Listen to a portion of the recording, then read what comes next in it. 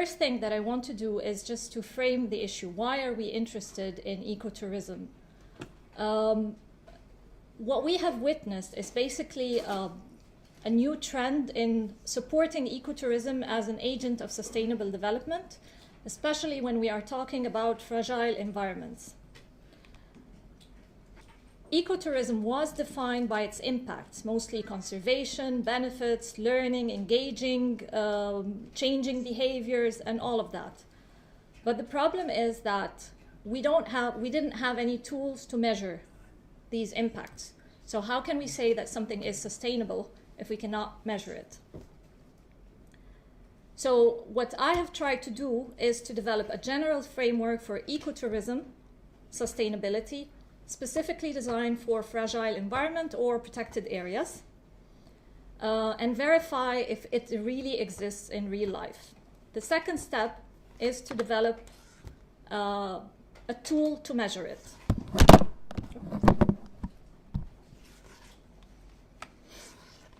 So I will not bore you with the different steps of the research because you will find this.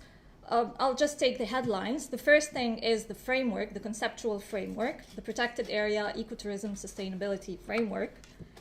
The second step is its verification in real life. Then we move into the indicators. What kind of indicators can we use? Can we use only economic indicators, social indicators, or other types, or ecological indicators? And finally, the final step was merging all of them into interdisciplinary composite index, which is the Index of Sustainable Ecotourism Impacts. So I will not go through the methodology because this you can find in the paper. The first thing about the case study protocol is just to, it contained certain criteria for the selection of the case study. There was a field procedure, of course, and data collection, primary data collection, as well as secondary.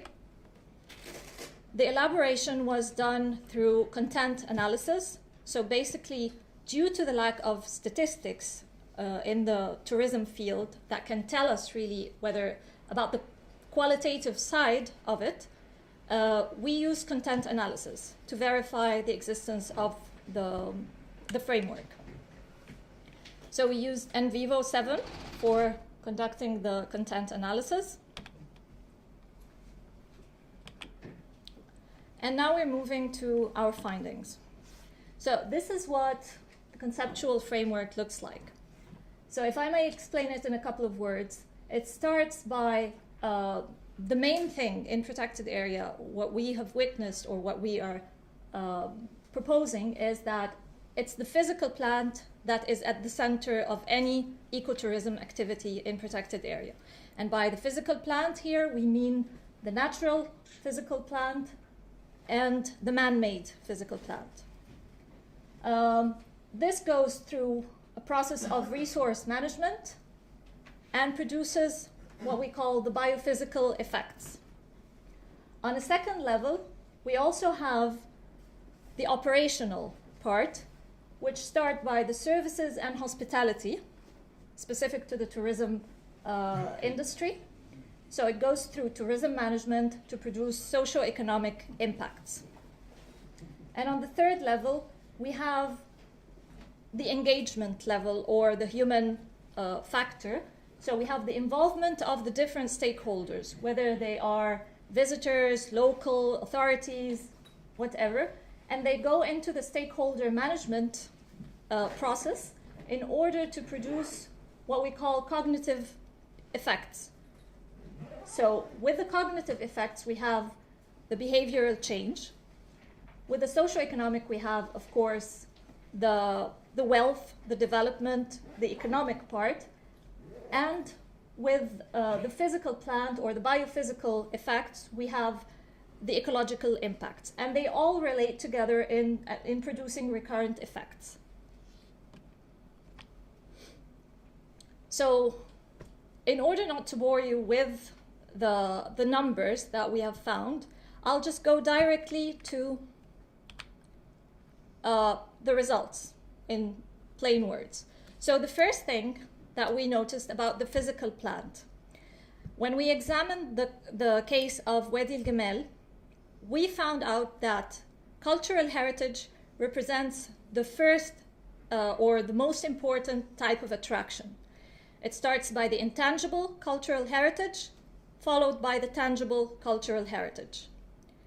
The second attraction was biodiversity, and the third was the natural heritage. Well, that seemed like very logical, with the only problem is that this is a protected area. It was declared as a protected area, I think in 2003, by virtue of laws, the protection laws 102 for the year 83 and 4 for the year 94, to protect biodiversity, which means that we are protecting the wrong attraction. So this is the first challenge that we found. We have cultural heritage, which is our most important attraction, that is left unprotected, whereas we're protecting biodiversity. The second point was about tourism services and management. So when we compared the purpose of ecotourism development, we found that public authorities were mostly interested in the diversification of tourism product and attraction new types of tourists.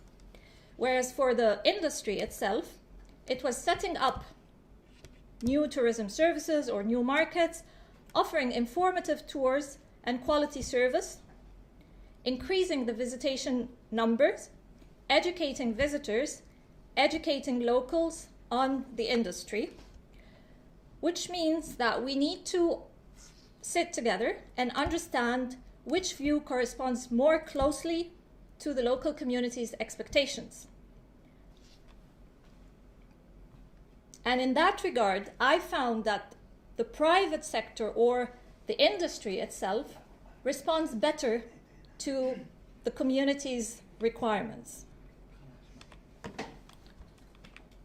Now, when it comes to the services themselves, the services that were offered on site were desert safari, camel riding, guided tours, trekking, camping, diving, snorkeling, bird watching, fishing, and hunting. Now, are all of these activities low impact as they should be? This is a question that we need to examine before we introduce any type of activities. Do we have the proper infrastructure in the park or in the protected area to manage these activities? In the case of bird watching, for example, we didn't have. So there are certain seasons where they close down the area completely because you cannot approach specific zones. Whereas if you can have like outposts for bird watching, you can actually avoid some of the damages caused by visitation. Another question would be, what are the limits of acceptable change? Now, we agree that when we introduce visitors into a remote area or a preserved area, there must be some changes. What are these changes, and to what extent do we accept these changes? Another question was, is activity-based sustainability or operations, is it compromised by the shortage in infrastructure? And what would be the role of the different stakeholders in solving this problem? Now, when it comes to the environmental authorities, their role was basically to monitor the compliance of all activities within the protectorate with the law, resource management and site hardening, awareness campaigns to local community, scientific research, nature and culture interpretation, and they were providing a limited supply of tourism services. This came out as a surprise somehow. Whereas the industry were doing the marketing, the operations, the community development to a big extent, and the nature and culture interpretation. So there was a certain overlap between the two functions. But the question was, is there enough coordination between the different actors? And the other question is, if we determine the roles, based on what do we determine these roles? So the normal reply would be, who does what best? Now, we don't know that, because we've seen that the environmental authorities are engaging in tourism supply, and we've seen that the private sector is engaging in other activities that should be part of the environmental authorities' work. Now, this is a representation of the three categories of impacts that we have. The biophysical, we have both the positive and the negative. This was the actual findings from the case study, that we had positive impacts, such as prohibiting hunting and improving the productivity, whereas there was, on the other side, habitat destruction.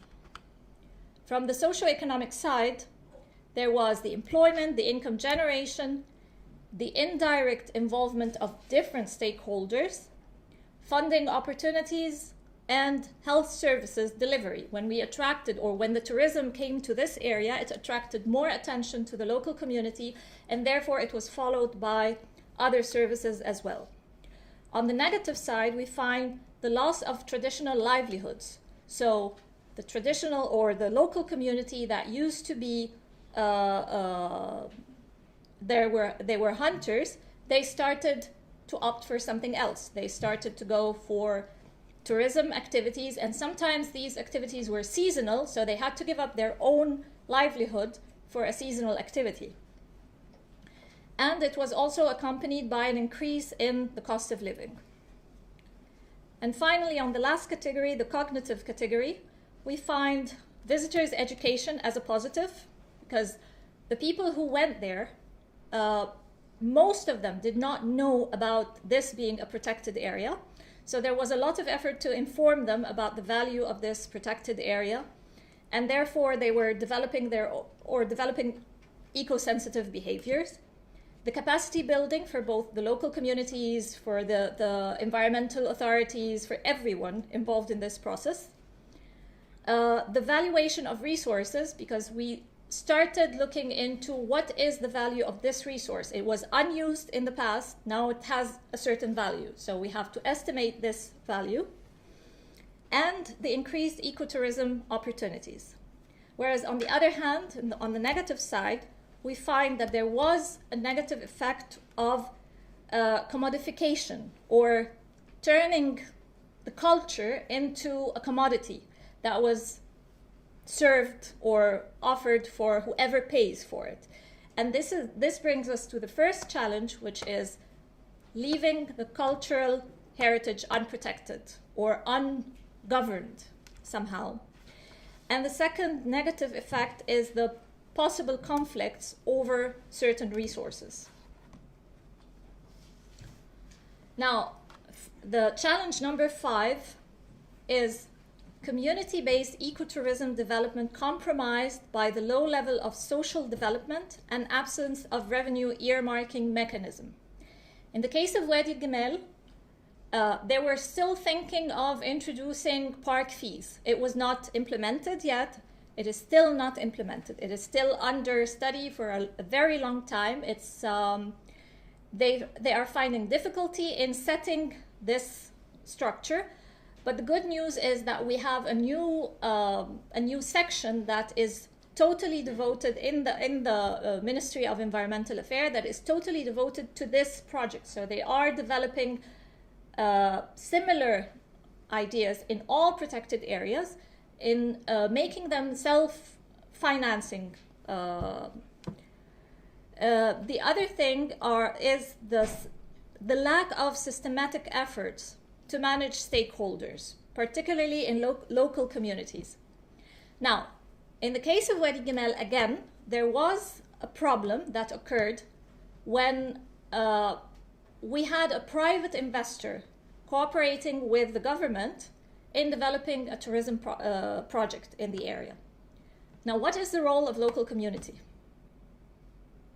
They were working for this project. Now, we agree that cultural heritage is the highest attraction or the most important attraction. Now, who owns that attraction? It's the local community, right? But they don't have the right to use it. So it's the private investor that has the right to use it. And this is why we had a problem in stakeholders management. It was not, in this particular case, it was not systematically addressed. It was a problem that was solved, a problem really occurred, and it was solved on the spot. But from what we have seen, there was no framework for solving these issues. Now, when it comes to the Index of Sustainable Ecotourism Impact, it is a multidisciplinary approach modeled after the alternative measures of welfare.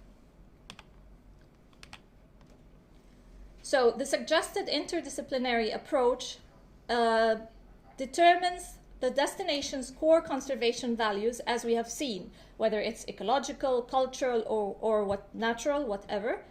It assesses the destination's social goals. So using a community sovereignty approach, we went in and asked the community what are they expecting from ecotourism development. Then we evaluate the contribution of the core elements to the achievement of these social goals.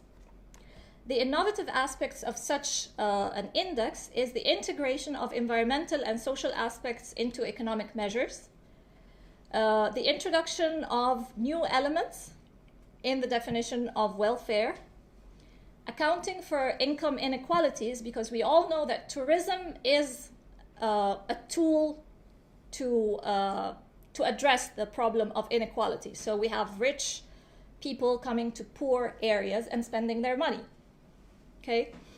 The results suggest the decoupling of economic growth from welfare. Now, the guiding principles of the index are, first of all, the calculation of the tourism consumption base for the region, accounting for the distribution effects, accounting for the non-monetized contribution to well-being,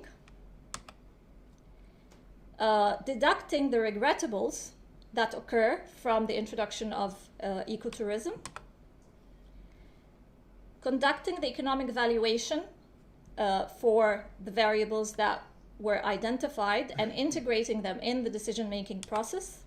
And this is an example of the calculation that was done for the year 2007. So we can see that we had around 70,000 visitors in 2007. And the overall number of their impact or total economic impact on the region was around $6 million. Now, the importance of this index is basically the fact that it balances the triple bottom line of sustainability. It accounts for the triple bottom line of sustainability. It addresses both policymakers and the general public because we are using metrics that are known for both. The periodical monitoring using consistent valuation techniques would allow us to get better results. And it is suggested to be used to design targeted policies. So it depends on the priorities of the different authorities. And therefore, you can go and measure what you are trying to achieve. Now, this slide is probably a summary of the whole idea, that the idea of sustainability, that we did not receive this land from our forefathers, we have only borrowed it from our children. And the second point is that when you can measure what you are speaking about and express it in numbers, you know something about it. Thank you.